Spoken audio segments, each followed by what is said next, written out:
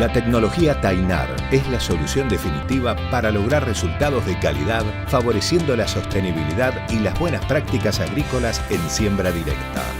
Con Tainar es posible lograr un surco de siembra con la profundidad deseada en todo el lote, eliminando la compactación por debajo de la semilla. Tecnologia Tainar, la semilla em bom lugar. A ciência já chancelou o uso dos biológicos com total propriedade. Somos a empresa que mais investe em inovação e tecnologias em biológicos, com resultados comprovados no campo e, claro, retorno sobre o investimento para o produtor rural. A agricultura que o mundo quer, o Brasil tem. E a Biotrop entrega essa vanguarda e liderança tecnológica para os seus clientes. La Red Rural es el noticiero agropecuario de Radio La Red, con la conducción de los profesionales del agro. Marcos López Arriazu, Ricardo Bindi y Sebastián Salvaro. La Red Rural, el agro en movimiento. Una producción de Pampa Nuestra para Radio La Red. Aula Presid es un proyecto que busca difundir el impacto que tiene la producción agropecuaria sobre el ambiente, la economía y la sociedad. Es un proyecto del programa Regionales que busca derribar mitos proveyendo información con base científica. El objetivo principal es difundir un sistema de producción agropecuaria sustentable, basado en la correcta aplicación del sistema de siembra directa y las buenas prácticas agrícolas. Pero Aula es mucho más que eso. Se trata de ponernos a disposición en nuestras comunidades para formar vínculos duraderos, trabajar en problemas como la falta de conectividad o el acceso a las escuelas. En definitiva, todo lo que podemos hacer como socios de APRESID para ponernos a disposición y contribuir. Para lograr nuestro propósito nos capacitamos, generamos y comunicamos información técnica y organizamos jornadas técnicas llamadas SUPA, un productor en acción, que son abiertas a toda la comunidad. Desde Aula también nos vinculamos con otras instituciones que trabajan en favor de la educación. Con las mismas formamos una sólida red, alineamos objetivos y procuramos la mejora de la calidad de la educación.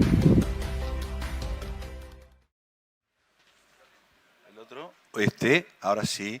Buenos días a todos, bienvenidos.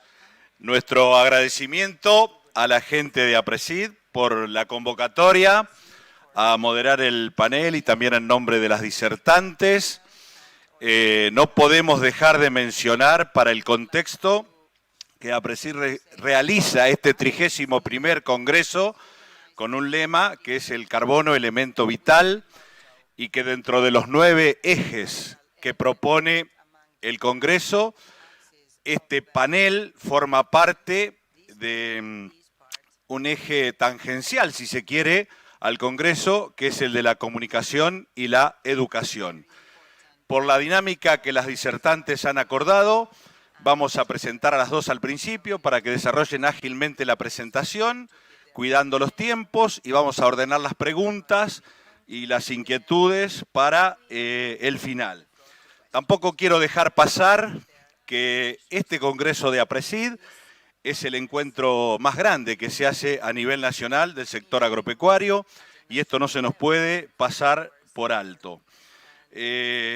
Bueno, en primer lugar les presento o menciono a Elena Gasparri, que ella es de la Universidad Nacional de Rosario, es docente, investigadora, comunicadora social de la ciencia. Yo no voy a leer un CV, pero voy a dar algunos datos para ponernos en tema. Su propuesta de la comunicación como un espacio de encuentro entre el mundo científico y la sociedad y la universidad dialogando con el sector productivo. Fabiana Malacarne es gerenta de la Asociación de Semilleros Argentinos, es ingeniera agrónoma, mejoradora de plantas, apasionada por la ciencia, doctora en filosofía de la ciencia, autora de libros. Hacer sencilla la tecnología y acercarla a la gente es uno de sus caminos. Comunicar es hacer saber, es poner en común, es divulgar, es informar y ciencia, entre tantas definiciones que podemos encontrar, es el conocimiento sistemático, organizado y metódico. Chicas, tiempo de disertación. Mucha suerte. Bueno, buenos días. En principio, reforzar lo que decía el gato y agradecer la invitación a este importante congreso. Yo estoy acá porque una alumna me invitó, que trabaja en APRESID ahora, una estudiante de comunicación, que hizo una materia que yo doy, que es Introducción a la Comunicación de la Ciencia, hace varios años. Decidió que la perspectiva que dábamos en la carrera de comunicación y aquello que ella había aprendido quería que esté en este espacio que hoy es su lugar de trabajo.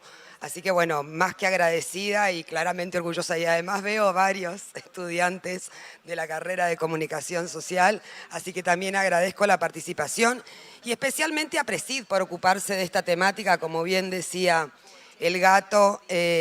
Cuando nos convocaron Canfabiana, a quien tengo el gusto de conocer hoy presencialmente, y la pregunta del panel tenía que ver con cómo comunicar ciencia, las dos nos miramos y dijimos, si tuviésemos la respuesta, no estaríamos donde estamos hoy, claramente. Lo cual hace que nuestras vidas sean un poco más entretenidas porque en realidad nos ocupamos de encontrar esa respuesta en el quehacer. A mí me toca más la parte académica y decidimos que esto sea un diálogo, por eso no hicimos una presentación estricta en PowerPoint, porque la idea es que sea un diálogo entre aquellos aportes que desde algunas miradas conceptuales, sin aburrirlos, podemos dar desde la comunicación y la práctica que Fabiana desarrolla en sus acciones de comunicación de la ciencia.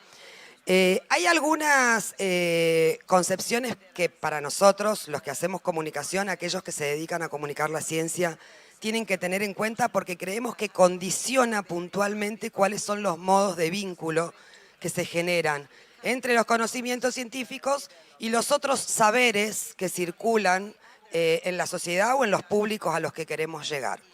En virtud de eso es que, como nos proponemos generar esto que el gato decía, encuentros entre saberes y entre actores de distinta manera, pensamos que no podemos reducir nuestras acciones comunicacionales a una dimensión que tiene la comunicación y que es muy importante, pero que en este caso es insuficiente, que es la dimensión informacional.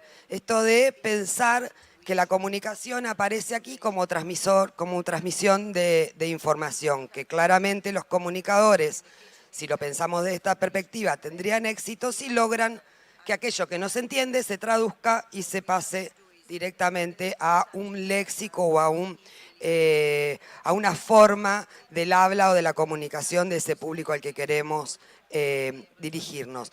Pero como para nosotros la ciencia, y esto sabe más Fabiana, que es doctora en filosofía de la ciencia, yo solo la estudié como para colaborar, tampoco la ciencia es únicamente, la sociología de la ciencia actual, nos propone una mirada de la ciencia que nos permite pensarla como una construcción social, situacional e histórica en un tiempo y en un contexto determinado. Durante mucho tiempo la comunicación de la ciencia se pensó como la forma de transmitir una información que se obtenía a partir de un método estricto de indagación y que descubría una verdad que aparecía como de una vez y para siempre. Entonces ahí tenemos dos cuestiones conceptuales, ni la comunicación reducida a una cuestión estrictamente de transmisión de información, ni la ciencia pensada como un conocimiento o una verdad dado de una vez y para siempre.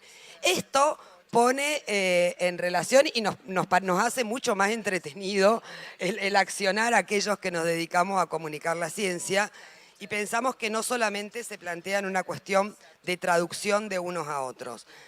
A partir de incorporar una mirada de la comunicación, decíamos, no reducida a la transmisión de información, aparece la idea de pensar la estrategia de comunicación de la ciencia, ya no las acciones de comunicación de la ciencia, las estrategias, porque si lo que queremos ahora es poner en vínculo, en diálogo, dos modos de construcción social acerca de algunos saberes puntuales, las acciones que tenemos que llevar adelante deben ser planificadas estratégicamente. Entonces, no podemos pensar los mismos modelos, las mismas acciones para un montón de objetivos que tiene la comunicación de la ciencia. Acá hay muchos educadores que tienen como propósito comunicar ciencia para transmitir un saber, para generar vocaciones científicas o generar interrogantes.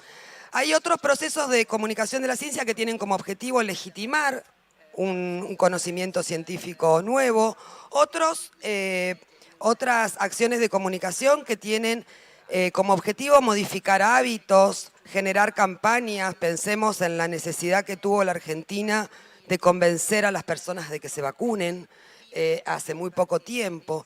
Todos estos objetivos comunicacionales en los que entra la comunicación de la ciencia se plantean o se deben plantear en virtud de acciones absolutamente distintas, porque los públicos son distintos y porque los objetivos comunicacionales son distintos. Entonces ahí aparece una cosa que para los comunicadores resulta importante, que es la idea del interesamiento. Aunque nadie lo diga públicamente, porque no es políticamente correcto, la ciencia no es interesante per se. La ciencia se constituye en algo interesante a partir de que las personas la podemos asociar a algún conocimiento, algún interés previo o alguna intención de tener ese conocimiento para provocar algo. Entonces, para pensar en cómo comunicar ciencia, poder indagar sobre cuáles son los intereses que los públicos a los que nos queremos dirigir tienen sobre ese tema, qué saben, qué piensan, qué conocimientos previos tienen, si es algo absolutamente nuevo o debemos generar alguna introducción, es central a la hora de generar y de pensar en procesos, por eso decimos de manera estratégica de comunicación. Yo no me quiero extender más porque prefiero que a partir de los ejemplos y de las cuestiones que vaya planteando Fabiana, que por cierto son bastante más entretenidas e interesantes, yo en todo caso poder aportar esta idea y por qué es importante que esto se dé de manera estratégica y pensando en que los públicos son distintos, los intereses son distintos, las acciones comunicacionales no pueden seguir siendo las mismas. Gracias. La verdad que es un lujo compartir un panel con Elena y con el gato. Sinceramente me siento una privilegiada y estar aquí en APRESID, de más está decirlo, ¿no? Aparte este congreso es con C de ciencia y con C de cuentos. Yo soy bastante cuentera, ustedes algunos me conocen, ¿no? Exacto, y con C de carbono. Realmente es lo que dice Elena, la ciencia es divertida, la ciencia no engancha. Yo vengo del ámbito científico, soy agrónoma, pero empecé mi carrera en la ciencia y en la parte difícil de la ciencia, digamos, en genética, donde no era mejoramiento, donde no era tan fácil hacer una carrera. Y me di cuenta de que había que contar lo que nosotros hacemos porque la gente no se entusiasma si no partimos de contarle algo desde algo que conocen. Y un ejemplo que me toca ahora y que es el trabajo, todo el trabajo de mi fitomejoramiento que hacemos para lograr una nueva variedad que lleva 10 años, que lleva un trabajo multidisciplinario, a nadie le interesa. Pero cuando yo pongo la diapositiva que digo en qué se parece esta variedad de soja y Messi, todo el mundo abre los ojos. Y me dice, porque a Messi todo el mundo lo conoce. Entonces se parecen en que tardan 10 años de llegar en inferiores hacia la primera, en que tienen mucho trabajo invertido para llegar a jugar a la cancha, como las variedades de soja, que queremos verlo en la cancha la mayor cantidad de tiempo y que hay mucha propiedad intelectual invertida en ese desarrollo, tanto en Messi como en la soja. Entonces yo creo que eso es lo que tenemos que hacer, pero eso es para un público más general.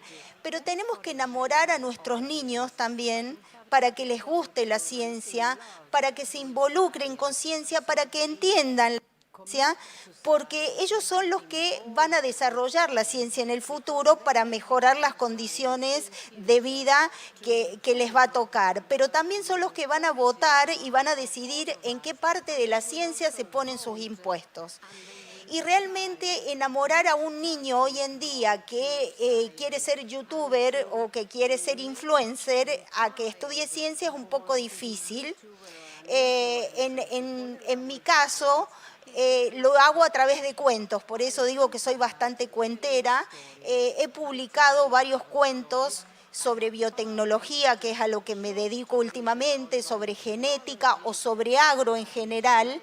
Algunos quizás con actividades para que podamos enganchar a los chicos a que se enamoren de la ciencia y hacerlo de alguna manera divertida, inclusive hasta con obras de teatro o stand-up, para que puedan enamorarse de la ciencia y puedan entender que en cosas de la vida cotidiana, en todo lo que usan, hay ciencia. Entonces, creo que tenemos que, y Elena creo que va a coincidir conmigo, partir de cosas que conocemos, de que son cotidianas para todo el mundo, para empezar un relato que tiene un final científico y quizás dejar un concepto científico instalado. Sí, hay algo que los educadores plantean mucho antes que nosotros, que es esto de los conocimientos previos, de utilizar los conocimientos previos como anclaje de un nuevo conocimiento. Ese conocimiento muchas veces no es el contenido científico. Por eso en este caso es más importante la estrategia, más importante el cómo, para generar el interés que el propio contenido. Al contenido llegamos justamente si logramos el interés previo. Lo que hace Fabiana es pensar que el cuento aparece como una cultura comunicacional de los niños, que ya es conocido, que los niños están acostumbrados a que les cuenten cuentos o a leer cuentos, y ese es el anclaje y el interés, probablemente para contarles algo que per se no sería interesante para ese niño, pero sí es muy interesante tener un cuento. Entonces ahí el soporte se vuelve en protagónico de la estrategia, ¿no? Entonces la idea es poder pensar en dónde están los denominadores comunes entre aquello que nosotros tenemos como objetivo, el contenido que queremos comunicar y el público al que vamos. Me parece que de eso se tratan las acciones que Fabiana relataba. Sí, y Elena lo tiene estructurado porque es su carrera. Yo lo hice como la parte al revés. Cuando mi hija era chica me preguntaba cosas y me parecía un poco más interesante contar las cosas sobre mi trabajo, ¿no? Y se las contaba con un cuento. Cuando mi hija creció fueron mis sobrinos y ahora voy agarrando conejillos de indias por ahí a ver cómo contamos las cosas. Y la verdad que hay mucha gente que hace lo que yo hago, que se dedica a la comunicación del área científica que sabe, sin embargo, de una manera más artesanal y quizás no con los conocimientos teóricos.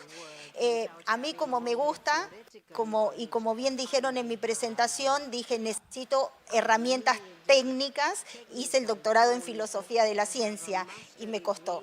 Me costó porque leer filosofía para mí con la cabeza cuadrada de científica era un poco difícil, pero sin embargo me abrió la cabeza para poder pensar de la manera que piensa el público, porque yo a veces pensaba como científica, ¿cómo no van a entender tal cosa? Entonces, eso te ayuda a ponerte en el lugar del otro y contestar las respuestas, las inquietudes que tiene el otro. Sí, además también es muy fuerte pensar que aquello que yo hago todo el tiempo como investigador, a lo que me dedico y me apasiona, no le interesa a la gente. O sea, es un shock importante que en realidad tiene que ver con que no le interesa porque no lo conoce o porque no tiene ningún anclaje, como decíamos, con algo previamente conocido, ¿no?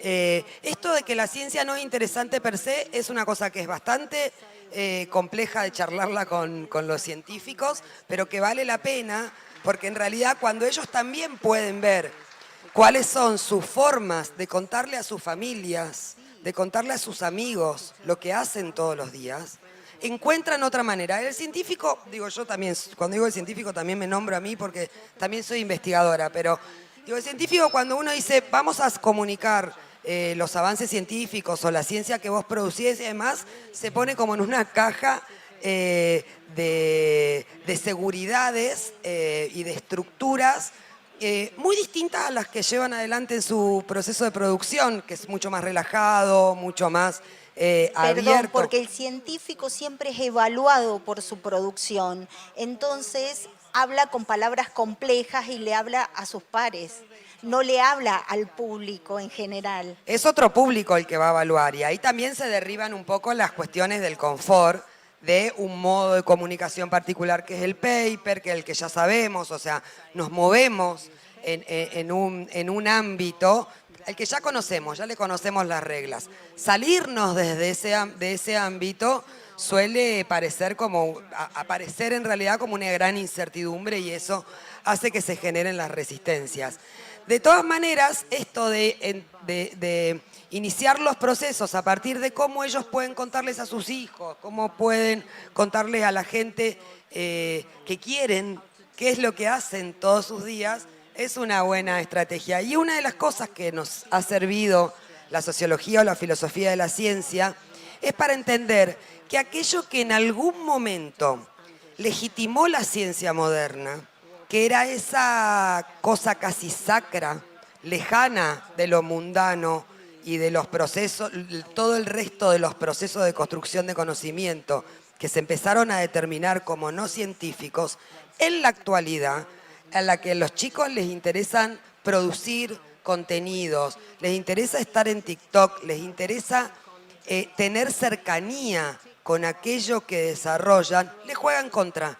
Entonces, esa sacralización que en algún momento justamente es la que le dio la legitimidad a la ciencia, por ser algo muy distinto a lo que hacíamos el resto de los mortales, en el contexto actual de legitimación científica, frente además un montón de incertidumbres producidas en algunos casos por la ciencia y otros por falta de explicación científica, le juegan contra. Entonces, por eso también estamos en un congreso de APRESID hablando de comunicación de la ciencia, y eso es sumamente interesante. Seguramente, y por eso, y cuando yo preparé esta charla, dijimos, no vamos a hacer presentaciones, pero yo sí hice una para dar un ejemplo, porque me hice una pregunta, ¿no?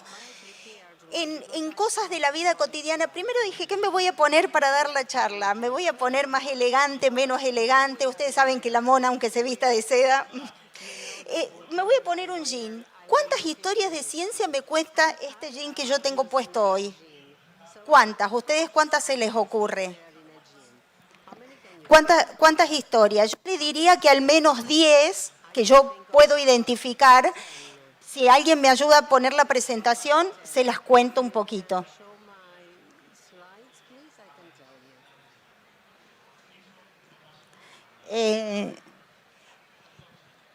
Yo identifiqué 10, pero claro, cada quien lleva agua para su molino y habla de lo que conoce, pero seguramente ustedes van a poder decir algo más, ¿no?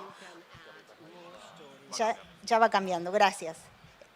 Entonces, ahí. Por empezar, un jean tiene 17 metros cuadrados de agricultura, aunque ustedes no lo crean, ¿no? De cultivo de algodón para la tela, pero también de cultivo de índigo, que es la tintura que se usa para darle el color azul que tienen todos los jeans. Pero además de toda esa agricultura y todo ese trabajo, voy a poner primero a lo que me dedico, tiene mucho fitomejoramiento, mucha genética. Hoy en día las variedades de algodón usan la mitad de agua de lo que usaban las variedades que sembrábamos hace 15, 20 años. Y eso lo ha logrado la ciencia, la genética. Tenemos variedades resistentes a plagas, a enfermedades, con tolerancias a herbicidas, de más fácil manejo. Eso no lo logró, no fue magia, sino que fue ciencia. Pero también tenemos biología, tenemos que conocer la biología de las plagas, la biología del cultivo, la biología de las malezas para poder manejarlo. Ahí podemos contar un montón de historias de cómo usar los insecticidas más eficientemente de acuerdo a cómo es la morfología de la planta, y acá en primera plana está Patuco, que no me deja mentir porque a eso se dedica. Entonces tenemos mucha biología en un jean. También tenemos informática, tenemos inteligencia artificial para monitoreo de cultivo.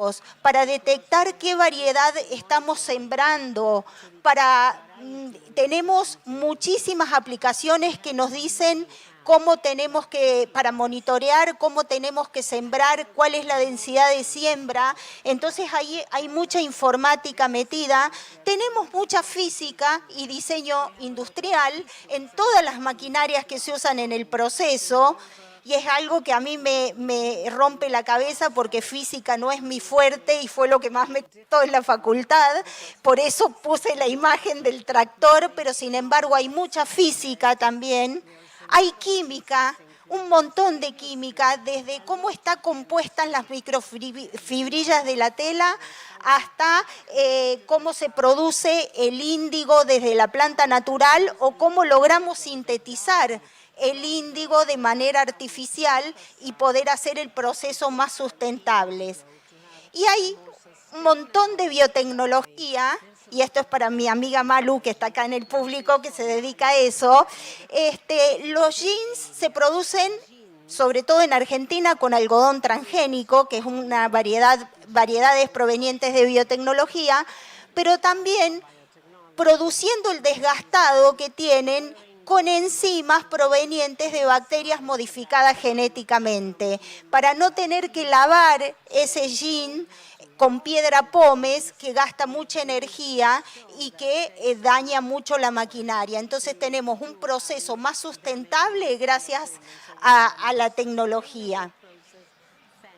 Por supuesto que matemática y estadística tenemos que saber para tener proyecciones de precios de mercados, pero para calcular densidad de siembra, volumen de aplicación de fitosanitarios y acá cierro, pero me atrevería a decir que también hay historia, porque si no conocemos la historia de cómo evolucionó todo esto, no podríamos aplicar las mejoras. Así que fíjense que algo de la vida cotidiana, como puede ser este simple jean que tengo puesto, cuenta más de 10 historias de ciencia y la podemos transmitir de esa manera y podría escribir 10 posts, podría hacer 10 videos de TikTok o lo que los chicos hoy en día consuman o la gente consuman, y creo que eso también está en nuestra parte, ayornarnos a la manera de comunicación que tiene hoy en día el público. No podemos seguir sacralizando la ciencia y decir yo estoy en un pedestal, sino tenemos que bajar e ir hacia donde está el público, y creo que esa es la manera. Bueno, Fabiana es como es como la persona más virtuosa en términos de lo que uno quisiera tener para comunicar ciencia, porque además tiene los dos roles, o sea, viene propiamente de la ciencia y se ha ocupado de poder pensar en cuáles son, por ejemplo, esos puntos de interés, esos denominadores comunes entre esa gran cantidad de disciplinas científicas. Me imagino también, puedo pensar también, yo que vengo más de las sociales, vos decías, tiene historia, tiene sociología de la moda, tiene economía y desarrollo económico, Por eso te digo que cada quien lleva agua para su molino, habla de lo que conoce. Pero hay una cosa que también a mí me parece que es interesante desterrar y que creo que los comunicadores hemos cometido durante mucho tiempo, el error de pensar que para comunicar ciencia, para estar habilitados a comunicar ciencia, debíamos conocer mucho sobre ciencia. Entonces las carreras y las especializaciones de comunicación de la ciencia se basaron en contenidos científicos. Vos te anotabas y tenías biología, biotecnología y demás. Y esos comunicadores en realidad se convirtieron en especialistas y dejaron de preguntar con las preguntas que tenía la gente hacia la ciencia. Entonces se convirtieron en comunicadores de los científicos, comunicadores que solo leían, que solo escuchaban, los científicos, y dejaron de tener la impronta de la pregunta que puede tener la gente acerca, por ejemplo, del yin y no de una transformación genética del algodón en principio, ¿no? Y llegar desde el yin, ¿cómo está hecho esto? Es una pregunta muy mundana que uno le puede hacer a un especialista en transformación genética del algodón. Entonces también es importante esto, que en realidad para poder generar procesos de encuentro entre saberes científicos y saberes producidos en otros contextos, en realidad tenemos que ser buenos articuladores, buenos comunicadores, buenos educadores, pero no necesariamente saber sobre contenido científico. Tenemos que poder detectar esos denominadores comunes y desde allí interrogar a la ciencia. Claro que sí, porque evidentemente a mí conozco parte de la ciencia y comunico esa ciencia que conozco porque me gusta y porque me dediqué a esto en cierta parte de mi carrera. Pero es cierto, yo veo los dos extremos. El periodista científico que comunica ciencia como un científico y no pregunta o no se pregunta, o el científico que trata de comunicar lo que hace y bajarlo un poco a tierra y a veces lo logra y a veces no lo logra. Creo que necesitamos más el periodista científico que sepa cómo preguntar al científico, pero poniéndose del lado de lo que el público le interesa y de aquello que el público quiere conocer. Identificar eso, ¿no? Eso que está pasando en la agenda, eso que está pasando en los jóvenes, estas formas de comunicar nueva que tienen los niños y los jóvenes. Nosotros tenemos una experiencia muy cortita, le cuento que hicimos memes de ciencia en escuelas secundarias con la universidad. Yo trabajo, ahora estoy a cargo del área de ciencia y tecnología de la universidad, pero anteriormente dirigía la Dirección de Comunicación de la Ciencia. Hicimos memes sobre ciencia en escuelas secundarias con chicos del ciclo superior. Nos decían que era imposible, que en realidad la ciencia no podía aparecer en un meme. Tuvimos bastantes resistencias. Sobre los contenidos científicos que trabajamos con las profesoras de biología mayoritariamente,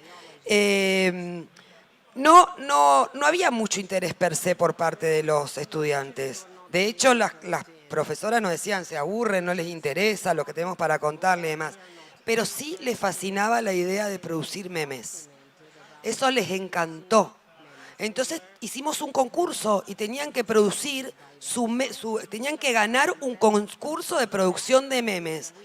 Yo no les puedo explicar la cantidad de estudios sobre biología a los que fueron esos chicos para poder reducir en un meme una idea de las ciencias biológicas. Y es eso, es ir al cuento porque a los niños usan cuento, al TikTok porque producen TikTok, al meme porque les interesaba el meme, no el contenido. Yo terminé estudiando una carrera biológica y a mí biología en el secundario no me gustaba. Me parecía sumamente aburrida. Y entonces es lo que estás diciendo exactamente. Yo creo que me parece que es fantástico que nos demos vuelta y empecemos a usar las herramientas que usan los jóvenes, el público, y de ahí partamos para comunicar la ciencia. Empecé a estudiar comunicación de la ciencia, me acuerdo que hay alguien que me dijo, no se puede comunicar ciencia en radio. En radio, no estoy hablando de redes sociales, imagínense después en redes sociales. En radio no se puede, o sea, en realidad es como cualquier proceso comunicacional, hay que adaptarnos a los medios, porque los medios de comunicación, en este caso podemos pensar también como medios en las redes, como mediaciones, en realidad de comunicación, son parte de la cultura comunicacional de la sociedad donde estamos. Entonces nosotros tenemos que poder insertarnos en ese juego de mediaciones para poder llegar. A veces no, a veces la comunicación también es la más tradicional y es la de hacer una película, la de un video o una nota periodística en un diario. Pero bueno, a veces el medio es el mensaje. Exactamente.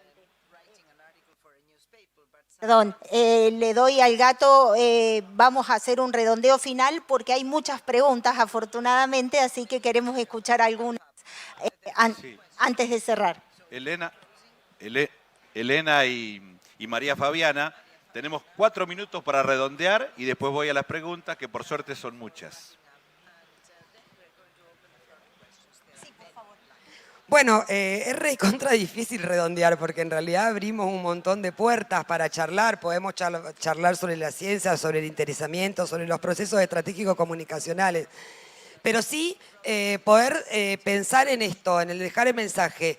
La ciencia no se produce de una vez y para siempre, y eso nos lo enseñó la sociología, la filosofía de la ciencia.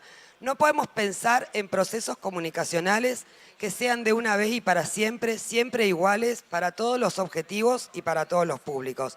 Es necesario que aquellos que nos interesen, y quiero hacer hincapié porque sé que hay educadores, tenemos que aprender de los educadores que hacen eso todo el tiempo. Los comunicadores no podemos desaprovechar ese recurso de experiencia que tienen los procesos educativos e ir pensando en cuáles son las acciones que pueden ser parte de una estrategia más grande de acercar conocimiento científico. A veces también queremos acercar un modo de hacer de la ciencia, no conocimiento. Queremos que la gente sepa cómo se produce ciencia porque lo que queremos es que haya más gente que produzca ciencia. Entonces, ir viendo de qué manera esos encuentros se tienen que producir a partir de tener presente cuál puede ser el interés que tienen los públicos en aquello que tenemos para contarles. Gracias. Para mí la mejor conclusión de esta charla son ustedes. Ver esta sala con esta cantidad de gente a mí me emociona porque 2 años atrás una charla de comunicación de la ciencia hubiera tenido ocupadas las 2 filas de adelante y el resto no hubiera habido público. Eso quiere decir que cada vez más la gente se está interesando en cómo comunicar lo que hacemos. Así que realmente para mí ustedes son la mejor conclusión de esta charla. Bueno, muchas gracias, chicas. Después les vamos a agradecer. En los estilos, además de sus antecedentes, en los estilos comunicacionales de nuestra disertante, está entendido por qué APRESID las ha elegido para honrar este panel. Hablaba Elena de espacios, hablaba de encuentro, hablaba de construcción, hablaba de modelos de construcción social, hablaba María Fabiana de las motivaciones, de partir de los saberes previos, de poner en interés algo que hay que comunicar, de que la ciencia no interesa, de pasar de la sacralización de la ciencia a la necesidad de validarla. Entonces, atención docentes que integran este auditorio. Las chicas hablaron de objetivos, de contenidos, de un auditorio, de partir de saberes previos, de estrategias permanentes.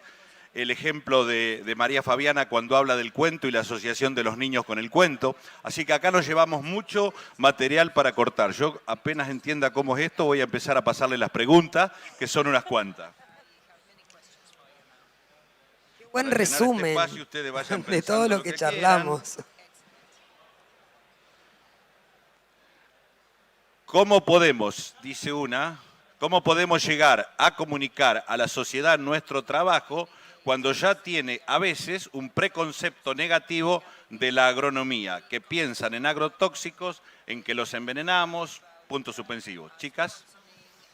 Bueno, eso es un tema recurrente en nuestra área de trabajo, pero ahí tenemos que comunicar sin confrontar. Hay muchos ejemplos de muy buena comunicación en esa área. Creo que Agrocultura ahora está haciendo un muy buen trabajo, pero sin embargo poner hechos y demostrar cómo se hacen y cómo se hacen las cosas bien. Yo recuerdo que hace ya varios años hice como 2 o 3 posts de Twitter, cuando era Twitter, no era X, diciendo todo lo que no podríamos producir en carne, en pan, si no usáramos agroquímicos. Y sí, salió en la tele, en un programa, y me dijeron que era una asesina por decir eso, pero sin embargo causó impacto porque nos mostraba que perdíamos casi la mitad de la producción de grano o casi la mitad de la producción de carne por no usar fitosanitarios. Y también es muy bueno usar ejemplos conocidos, como ya lo decía. Hice una comparación entre el glifosato y el lisoform. El lisoform lo usamos todos en la casa y toxicológicamente son iguales y no nos preocupamos por el lisoform, pero sí por el glifosato. Y es la percepción que tiene la sociedad que no tiene contacto con el campo. Entonces tenemos que buscar ese nexo para comunicar sin confrontar. ¿Que es difícil porque hay preconceptos, pero se logra. Sí, yo pensaba, bueno, una serie de TikTok sobre mitos y verdades sobre la transgénesis, por ejemplo, pero digo eso por dar un ejemplo de cómo. Yo creo que hay que ver dónde, de qué se nutre ese discurso contrario. ¿Dónde está ese discurso? ¿Qué consume la gente que valida ese discurso que es contrario a lo que nosotros queremos comunicar? Primero para aprender, porque en realidad nos están ganando. O sea, si es la pseudociencia, si es... Digo, hay ahí una estrategia comunicacional mucho más interesante que la que nosotros estamos proponiendo. Entonces hay que ir a ver qué están haciendo y ver qué podemos copiar. Primero, porque si ya es efectivo, algo bueno debe tener. Eso me parece que es una... Y después ir justamente sobre el problema, sin confrontar, pero a ver, bueno, ¿qué cree la gente sobre eso? Hay que arrancar con eso. Digo, con los modos en que se comunica esa otra verdad, primero porque, insisto con esto, nos está ganando claramente, y eso pasa mucho con la pseudociencia. Yo digo, hay que estar todo el tiempo viendo dónde comunican la pseudociencia cuando gana en una discusión, porque en realidad le está siendo efectivo. ¿Y cuánto invierte? Porque un problema que nosotros tenemos en el agro es que hacemos comunicación por vocación, sin un respaldo económico y sin una campaña planificada. Entonces, eso también es un problema. Bueno, la comunicación es importante para todo el mundo hasta que hay que presupuestar. Cuando hay que presupuestar, las instituciones... pero no, o sea, es central, ¿no? La comunicación es estratégica, atraviesa nuestras instituciones, pero cuando hay que presupuestar... Estrategias y recursos, dijeron las chicas. Qué gran desafío, dice Patuco y agradece, el de comunicar la ciencia más sabiendo que la ciencia es dinámica. Cambia continuamente, el conocimiento cambia. Por lo tanto, debo cambiar mi forma de pensar para poder seguir evolucionando junto con la ciencia. Como docente de una escuela agropecuaria, debo incentivar esa curiosidad. Ahora, ¿qué cosas puedo aplicar para ayudar a generar ese incentivo en el conocimiento y la curiosidad de esos chicos? Sí, en principio pensar esto, yo creo que no hay mucho nuevo para inventar, hay que detenerse a mirar qué es lo que pasa. Digo, si nosotros queremos generar curiosidad en un chico, lo más interesante para mí es pensar qué le da curiosidad antes de esa que yo quiero generar. Entonces, ver de qué manera uno puede, digo, las estrategias que plantea Fabiana son súper interesantes en ese sentido, pero poder pensar en que a lo mejor la curiosidad no está puesta en el contenido específicamente, sino a lo mejor en una dinámica, contaba Fabiana que podés contar lo de los bichos y buscar bichos en la tierra y cómo pasan los chicos horas buscando bichos en la tierra, que es lo que les da curiosidad, no el conocimiento científico. Sí, exactamente, partir de qué los motiva, y me imagino, Patuco, que vos con tus chicos tenés, porque es una escuela rural, así que agrotécnica, me imagino que tiene muchas cosas que lo motivan, que deben ser diferentes a la que motivan a un chico de la misma edad de una escuela que no es agrotécnica, y después de ahí planificar ¿qué estrategia usamos? Hay un montón y la vamos haciendo a medida que vamos desarrollando. Yo creo que las estrategias que yo uso nacieron de la necesidad de comunicarle a un público en específico. No es porque me las propuse, voy a comunicar de esta manera. Vi que era lo que le interesaba y entonces usé esa herramienta para hacer la comunicación. Y esto que decía el participante, que de comunicar algo que se modifica todo el tiempo, digo, yo creo que un gran laboratorio fue todo el proceso del COVID, donde comunicamos una cosa, después había otra, que para mí fue re interesante porque develó esto, que la ciencia no es de una vez y para siempre, y que en realidad tampoco podemos pretender que la comunicación lo sea. Gracias. Reflexiona un congresista o pregunta, en un momento en que todos los conocimientos están en discusión y no domina la posverdad, ¿se puede pensar la ciencia?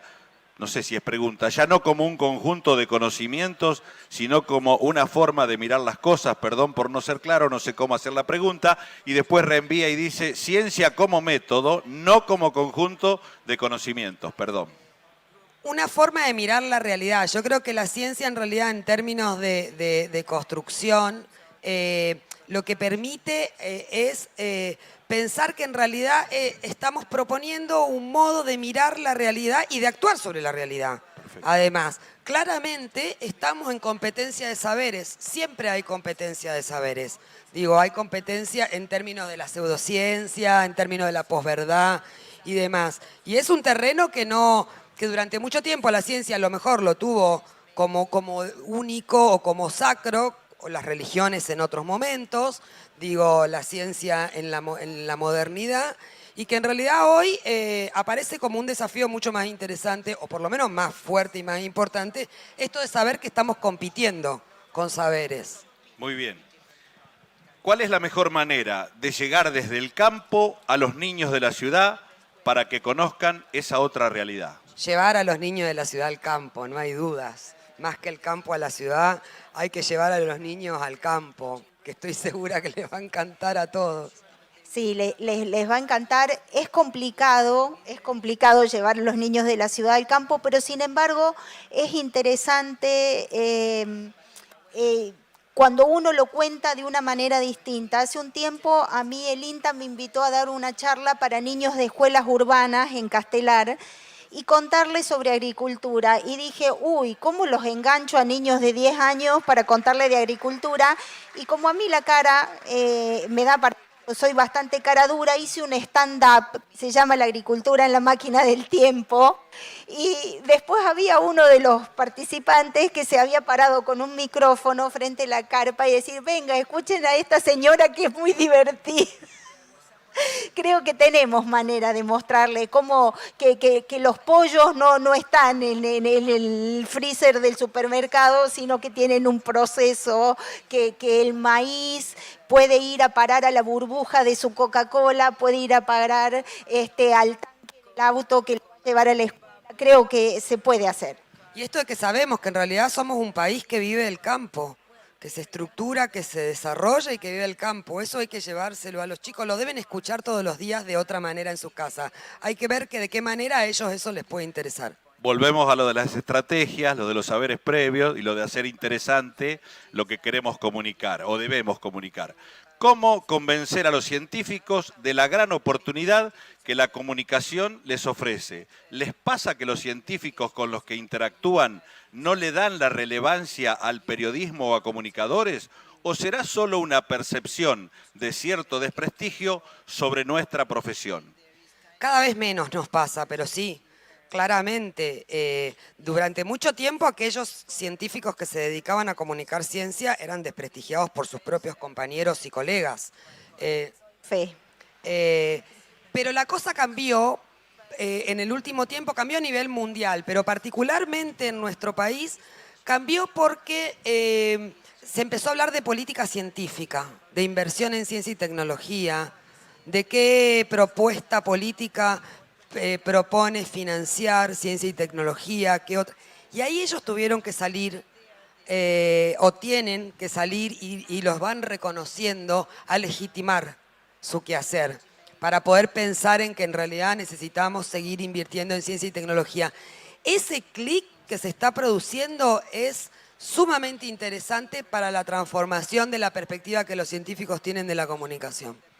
Yo creo que hay cada vez menos científicos que están cerrados a la comunicación al público en general, aunque todavía los quedan, los más viejos, los que piensan que lo que hacen es único e irrepetible. Y que no pueden perder el tiempo con nosotros. Exactamente, pero creo que también cuando se traduce en financiamiento, yo tengo que comunicar lo que hago y lo tiene que entender el decisiones, que es el que me va a dar la plata. Entonces ahí tengo que explicar bien lo que hago.